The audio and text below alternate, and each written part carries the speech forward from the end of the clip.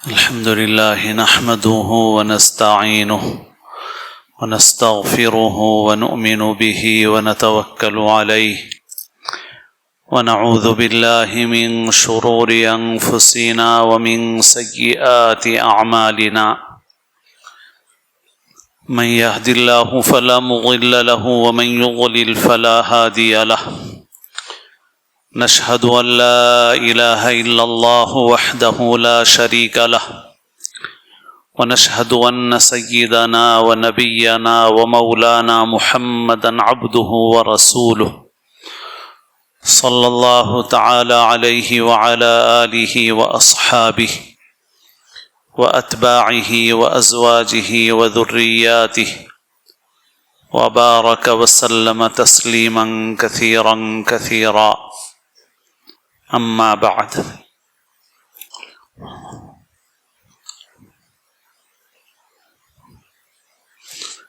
قابل احترام بزرگوں، عزیز دوستو،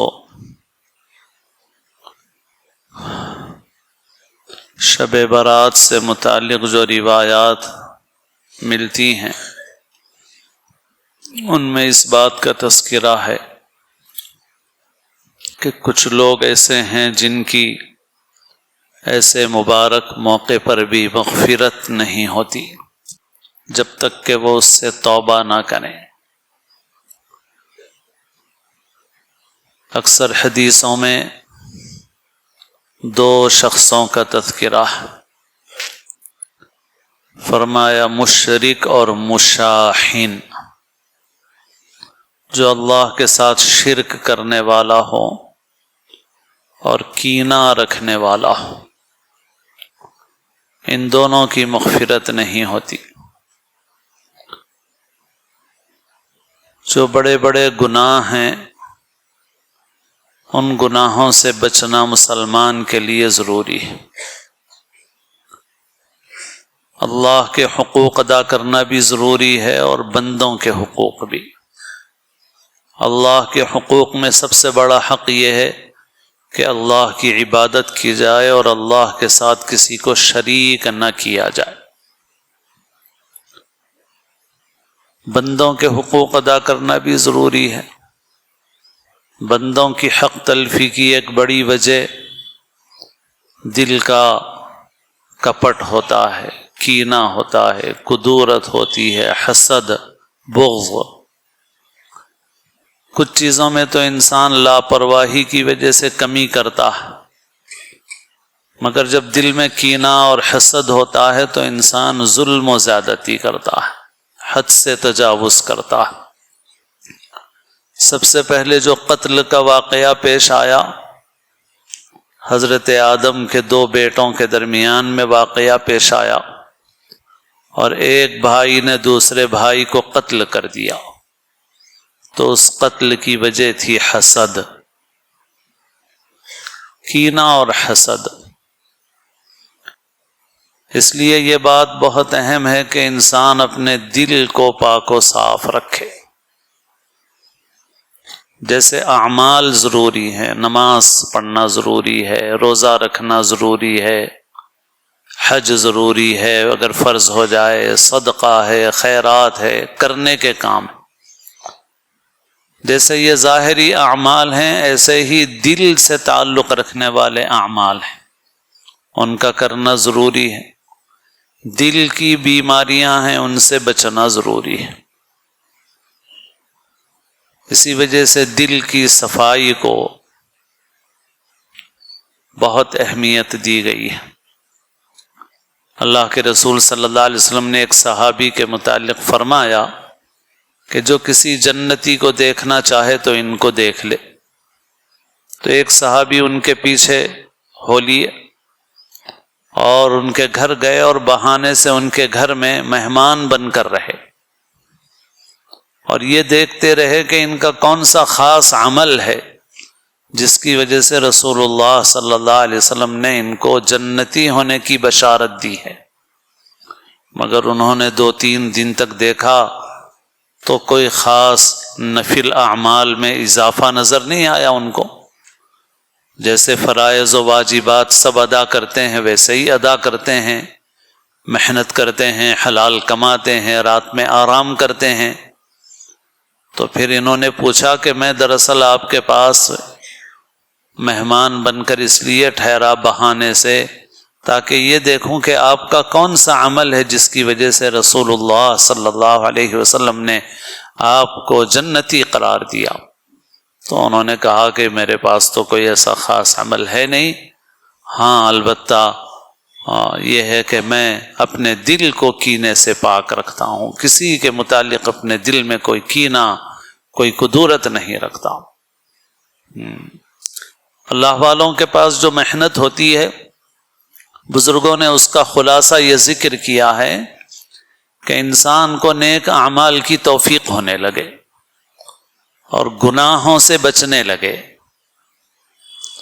اور فرمایا اخلاق حمیدہ پیدا ہو جائیں، اخلاق رذیلہ جاتے رہیں، اچھے اخلاق انسان کے اندر آ جائیں اور برے اخلاق انسان کے دل سے نکل جائیں۔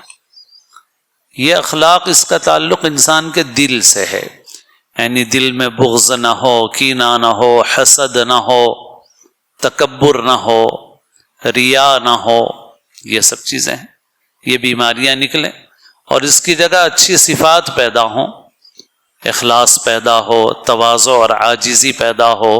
اس کا تعلق انسان کے دل سے ہوتا ہے، انسان کی زبان سے نہیں ہوتا۔ ایسے ہی انسان کے اندر سب کے لیے خیر خواہی پیدا ہو، سب کے لیے محبت کا جذبہ پیدا ہو، یہ سب چیزیں دل کے اندر پیدا ہوں، تو یہ بہت ضروری ہے۔ اس لیے کہ اگر یہ نہ ہو تو پھر انسان کے جو نیک اعمال ہیں وہ اعمال بھی ضائع اور اکارت ہو جاتے ہیں۔ اسی لیے اللہ کے رسول صلی اللہ علیہ وسلم نے فرمایا ان الحسد یأکل الحسنات کما تأکل النار الحطب، کہ حسد نیکیوں کو ایسے کھا جاتا ہے جیسے آگ سوکھی لکڑی کو کھا جاتی ہے۔ اب ایک آدمی نماز پڑھ رہا ہے، روزہ رکھ رہا ہے، نیک اعمال کر رہا ہے، مگر حسد کی بیماری میں مبتلا ہے، چاہتا ہے کہ دوسرے کی نعمت ختم ہو جائے، حسد اس کا نام ہے۔ رشک گناہ نہیں ہے، مجھے بھی ایسی نعمت مل جائے، کوئی گناہ نہیں ہے، لیکن دل میں یہ ہے اچھا اس کو یہ مل گیا، اس سے یہ نعمت ختم ہونا چاہیے۔ مسلمان بھائی کو مصیبت میں دیکھ کے خوش ہو، نعمت میں دیکھ کے تکلیف ہو، یہ حسد ہے۔ سارے نیک اعمال انسان کے اکارت ہو جائیں۔ آپ فرما رہے ہیں حسد ایسے کھا جاتا ہے نیکیوں کو جیسے آگ سوکھی لکڑی کو کھا جاتی ہے۔ ایسے ہی آپ صلی اللہ علیہ وسلم نے کبر کے متعلق فرمایا لا يدخل الجنة من كان في قلبه مثقال ذرة من کبر، کہ جس کے دل میں ذرے کے برابر تکبر ہوگا وہ جنت میں نہیں جائے گا، جنت میں نہیں جائے گا۔ ایسے ہی فرمایا البخیل لا يدخل الجنة، بخیل جنت میں نہیں جائے گا۔ مال کی محبت، دنیا کی محبت دل کے اندر بیٹھ جائے، اس لیے یہ دل اہم ہے۔ اولیاء اللہ اور بزرگان دین کے متعلق لوگوں میں افراط اور تفریط ہے۔ افراط اور تفریط یعنی کچھ لوگ حد سے آگے بڑھ جاتے ہیں، کچھ حد سے پیچھے رہ جاتے ہیں، لیکن بزرگان دین کی جو اصل محنت تھی وہ محنت تھی دل پر۔ دل بناؤ، صرف اعمال ظاہری کافی نہیں ہیں۔ یہ مطلب نہیں تھا کہ اعمال مت کرو، لیکن جیسے ہمارے علاقے میں بھی، حیدرآباد میں، کرناٹک میں، بہت سے علاقوں میں بعض مسلمان ایسے ہیں جو بزرگوں کا، اولیاء اللہ کا نام لیتے ہیں مگر بھٹک گئے ہیں راستے سے، اور بولتے ہیں بھائی دل کی نماز پڑھو، اٹھک بیٹھک کی نماز کی ضرورت نہیں ہے، تو یہ بھٹک گئے راستے سے۔ اللہ والوں نے یہ ضرور کہا کہ بھائی دل بناؤ، نماز میں خشوع پیدا کرو، خضوع پیدا کرو، دل کے اندر اچھے اخلاق پیدا کرو، مگر یہ نہیں کہا اعمال چھوڑ دو، اعمال بھی کرتے رہو اور اخلاق بھی اپنے اندر پیدا کرتے رہو۔ تو دل بہت اہم ہے، اور اس پر انسان، بزرگوں کے نزدیک یہ بات مسلم ہے، حدیثوں سے ہے یہ سب چیزیں جو ثابت ہیں۔ جیسے فرمایا حدیث میں نیت المؤمن خیر من عملی، مومن کی نیت اس کے عمل سے بہتر ہے۔ نیت قلب کا عمل ہے۔ اللہ والے بزرگان دین یہ کہتے ہیں کہ جو انسان کے قلبی اعمال ہیں وہ قلبی اعمال انسان کی ترقی کا ذریعہ بنتے ہیں، اور انسان کو اس کے ذریعے سے اللہ کا جو قرب نصیب ہوتا ہے وہ ظاہری اعمال سے بھی زیادہ ہوتا ہے۔ اور اسی طرح سے جو دل کی بیماریاں ہیں، دل کے گناہ ہیں، وہ نیکیوں کو بھی اسی طرح ضائع اور برباد کر دیتے ہیں۔ اس وجہ سے فکر کرنا ہے دل کی۔ تو یہ جو حدیث میں بار بار فرمایا گیا کینہ رکھنے والے کی مغفرت نہیں ہوگی، اور گناہوں کا بھی ذکر ہے لیکن خاص طور پر اس کا ذکر ہے کیونکہ یہ جڑ ہے، یہ کینہ، کپٹ، کدورت، حسد، بغض، عداوت، یہ انسان کو صرف حق تلفی، حقوق میں کمی پر آمادہ نہیں کرتی بلکہ ظلم پر آمادہ کر دیتی۔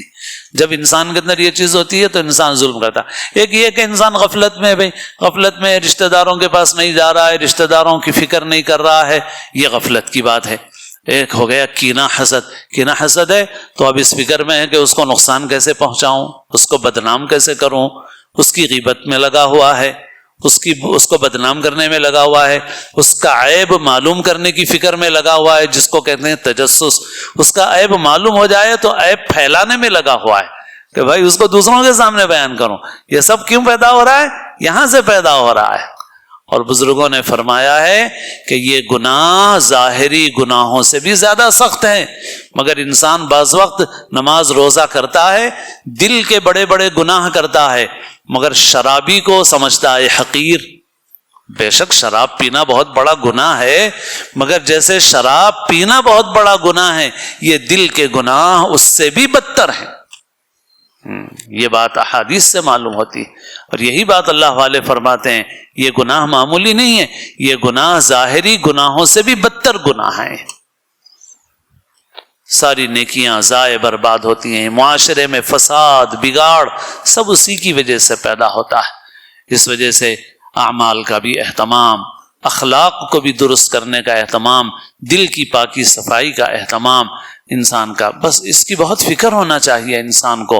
رمضان کا مبارک مہینہ آ رہا ہے، اس مہینے میں بھی اپنا وقت قدر سے گزاریں، اللہ کی طرف توجہ کریں، لا یعنی چھوڑیں، غیر ضروری بات چھوڑیں، غیر ضروری کام چھوڑیں، اور جو کام کریں وہ دیکھ لیں کہ بھئی یہ کام ہمارے لیے مناسب ہے نہیں ہے، صحیح نیت کے ساتھ اچھے کاموں میں اپنا وقت لگائیں، اور رمضان میں بھی اس بات کی فکر کریں کہ رمضان میں دل بنائیں گے بھئی انشاءاللہ۔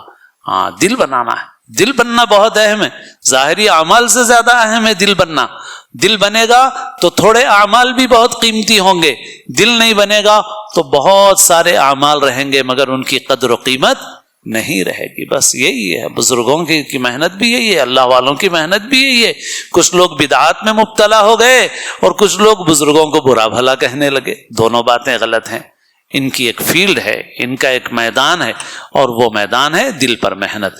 دل بناؤ، آئینہ بنتا ہے رگڑے لاکھ جب کھاتا ہے دل، کیا بتائیں کتنی مشکل سے دل بن پاتا ہے دل۔